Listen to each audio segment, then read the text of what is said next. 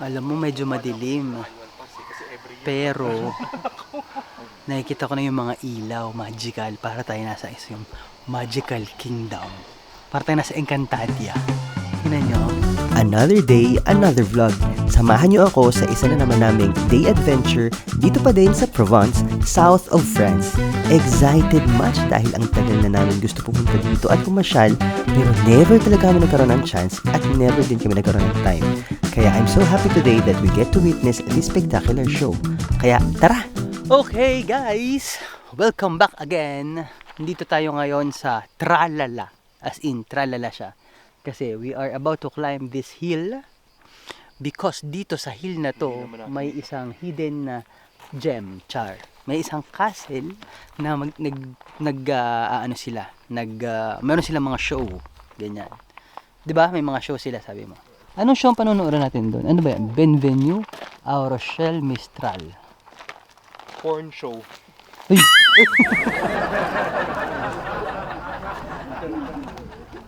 Eh baka mali ang pinupuntahan natin, mga Beverly Ridge Project tayo dito. Alam mo, medyo madilim.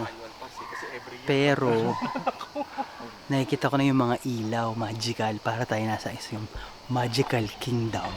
Para tayo nasa Encantadia. Tingnan nyo, parang mga, di ba nasa isang liblib na lugar? Tapos may mga ganito. Parang, alam mo yun, nasa parang magical place. Ang galing, oh my God. Alam mo yung parang nasa ano ka, lugar ng Encanto. Parang ganon. Look. Tingnan mo to. Tingnan nyo to. Yung mga ilaw nito. Ay, may line talaga siya. Pila na tayo. Ano yun? Ah, okay. 10:30 tayo. So, para talagang magical. Tingnan mo. It is so magical. At totoong castle yun, hindi yun gawa-gawa. It's not the Disneyland type castle na hindi totoo. This is a true one. Totoong castle siya. Pero bago tayo pumasok dyan, kasi yung show is 10:30 pa. Bago tayo mag 10:30 show, mamasyal muna tayo sa park. May park sila dito.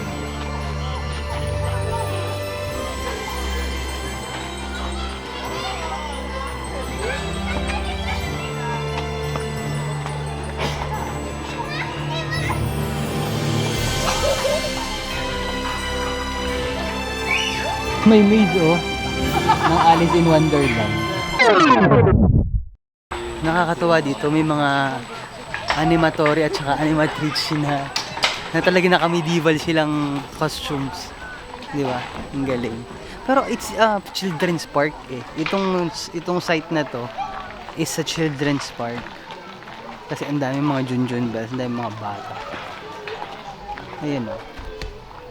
Pero may mga kumakain din, nag-umiinom, ganyan. So guys, meron kami natutunan laro ditong medieval. This is a medieval kasi dito yung team ng park, medieval. So ito yung magpapaataasan kami ni Narab. Sino mauna? Ako kasi ako nanalo eh. Sige. Okay, so tigta-tatlo kaming balls, ayan. Sige, go.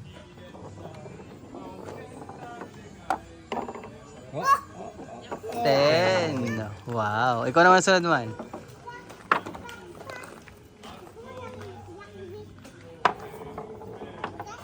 Uy, 100. 10. Ikaw naman. Huwag mo na yun, naka-record na yan.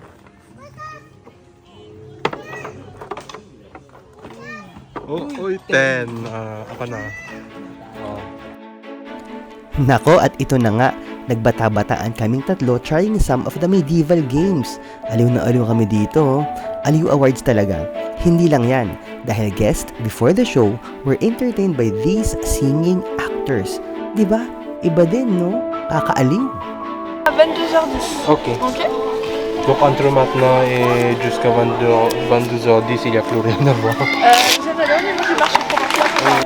10:30 na, meaning the show is about to start. Kaya ayan, pinapasok nila kami sa entrance at lalong naging magical ang eksena. Ito ang entrance ng castle, oh. Wow! What an extravagant feel! Kakaiba siya. You know why? Kasi yung pagiging magical niya is very natural eh. Hindi ko alam kung paano ko explain.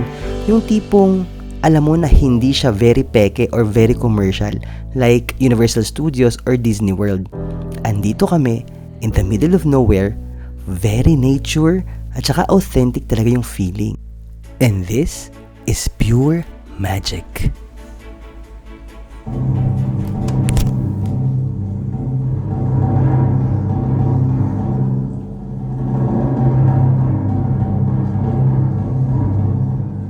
Celle-ci sculpte les haies, étaille les taupières, élève les statues, met en forme les puits. Le marquis de Forbin, ici, fait son entrée.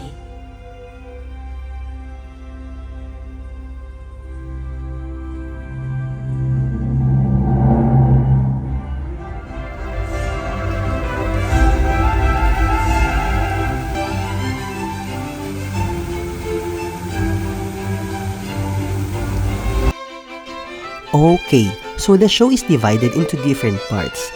This part is about the story of the Three Musketeers. It's all in French kaya medyo wala ako naintindihan. Pero syempre, in-enjoy ko na lang ang mga iba't ibang scenes at ang gaganda naman kasi ng mga kulay nito eh. Hilig ko talaga to actually, yung manood ng theater. And this one is different dahil we are actually in an open venue. Imagine that. I enjoyed watching them dancing and reciting. Plus na-appreciate ko din ang iba't iba nilang mga magagandang costumes. And this part naman is where they introduce French famous artist hailed from Provence. Pagkadami-dami naman talaga mga artist dito, grabe. Okay, so taas na ulit tayo. Diretso na tayo sa castle. Kasi andun yung un-access natin. So ang ticket dito is, how much nga, Bex? Siya, humahaba na ang gabi. Kita-kits na lang tayo sa next vlog natin ha.